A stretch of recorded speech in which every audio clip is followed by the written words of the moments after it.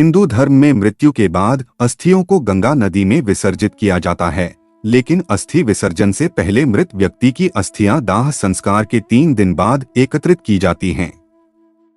आखिर क्यों किया जाता है ऐसा और क्या इसकी कोई खास वजह है? आइए विस्तार से जानते हैं। अस्थि विसर्जन किसी मृत व्यक्ति के दाह संस्कार के बाद किया जाने वाला एक अनुष्ठान है। इसका अर्थ होता है चिता में जल गए मृत व्यक्ति की हड्डियों और राख को जल में विसर्जित करना। शास्त्रों के अनुसार अस्थियों को पवित्र नदियों में ही विसर्जित करना चाहिए, जिसमें सबसे ज्यादा महत्व गंगा नदी का बताया गया है। इसलिए हर साल करोड़ों की संख्या में हरिद्वार और वाराणसी जैसे पुण्य स्थान पर देश के हर कोने से अस्थि विसर्जन के लिए आते हैं। अस्थि विसर्जन में समय का बहुत महत्व है और इसलिए दाह संस्कार के बाद अधिकतम तीसरे दिन तक अस्थि विसर्जित कर देना ही उपयुक्त माना गया है। अब सवाल उठता है कि अस्थि विसर्जन से पहले और दाह संस्कार के तीसरे दिन ही क्यों मृतक की अस्थियां चुनी जाती हैं?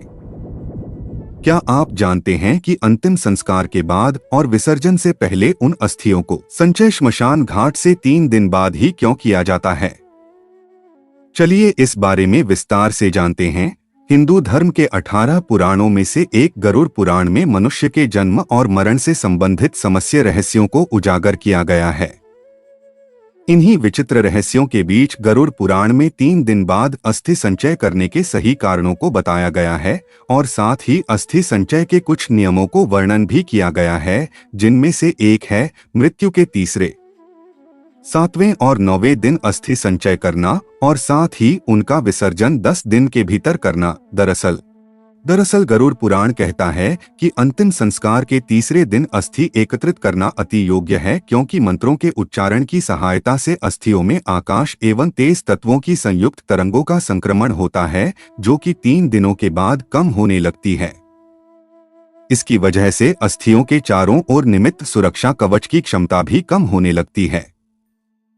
ऐसे में अस्थियों के ऊपर कब्जा कर अनिष्ट शक्तियां यानी नकारात्मक शक्तियां उस मृत व्यक्ति की देह को कष्ट देने का प्रयास कर सकती हैं। कोई ऐसी स्थिति उत्पन्न न हो, इसलिए उससे पहले ही अस्थियों को श्मशान घाट से हटा लिया जाता है। लेकिन अस्थियां एकत्रित करने से पहले यह जान लेना जरूरी है कि जहां शव को अग्नि दी गई थी, अस्थियों को वहां से लाने से पहले उसकी पूजा करना अनिवार्य है। फिर श्मशान से अस्थियों का संचय करके उसे एक साथ पीतल की थाली में रखने के बाद सफेद कपड़े से ढक घाट ले जाना चाहिए। इसके साथ ही यह भी कहा गया है कि मृत्यु के दिन से 10 दिन तक किसी योग्य ब्राह्मण से गरुड़ पुराण जरूर सुनना चाहिए। यह पाठ उसी स्थान पर करना चाहिए जहां अंतिम बार मृत व्यक्ति के शरीर को अंतिम बार रखा था। साथ ही इस बात का भी ध्यान रखें कि इस पाठ को सूर्यास्त से पहले ही खत्म कर लेना चाहिए। क्यों किया जाता है अस्थि विसर्जन? हिंदू धर्म में अस्थि विसर्जन को अनिवार्य धार्मिक अनुष्ठानों में से सबसे महत्वपूर्ण माना गया है। जब आत्मा शरीर को छोड़ देती है तो वह अपने नए जीवन में चली जाती है। शरीर 5 तत्वों यानी पृथ्वी, वायु, अग्नि, जल और पृथ्वी से बना है। दाह संस्कार करने पर शरीर इन 5 तत्वों यानी पंचतत्वों में विलीन हो जाता है। इसके बाद बची हुई हड्डियों और राख को शांतिपूर्ण में बहाया जाता है, जिससे मृत व्यक्ति पूरी तरह इस संसार से मुक्त हो जाए। इसलिए अस्थि विसर्जन किया जाता है।